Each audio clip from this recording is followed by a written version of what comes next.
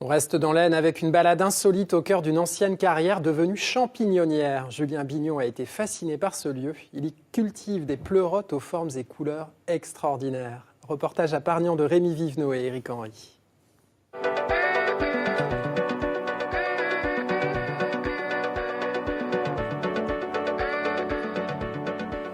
Tout près du chemin des dames, Julien nous entraîne dans son antre. À quelques mètres sous terre, se cachent des formes bien étranges. C'est du pleurote, tout ça. Je fais 4 variétés de pleurote.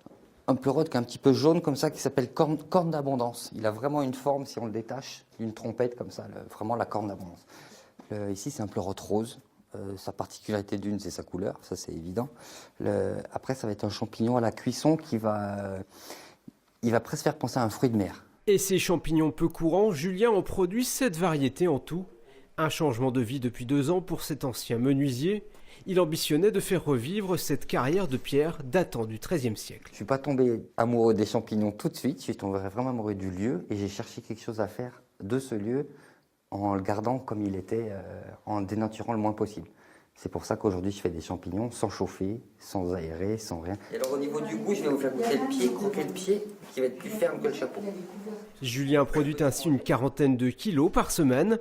Il les vend sur les marchés, auprès des grandes tables de la région ou bien directement à ses visiteurs. Et j'ai jamais visité ce genre de choses. Et puis surtout la façon dont ça pousse, ça j'imaginais pas ça du tout comme ça. Hein. Le premier attrait, c'est visuel. Ça, c'est sûr et certain que quand j'arrive avec sur mon étal et qu'il y a du rose, du jaune, et les gens viennent voir. Après, une fois qu'ils ont goûté, on va dire, même simplement du Paris, hein, ils découvrent que le Paris a du goût, il y a une consistance croquante et que ça se garde très longtemps, que c'est très facile à cuisiner.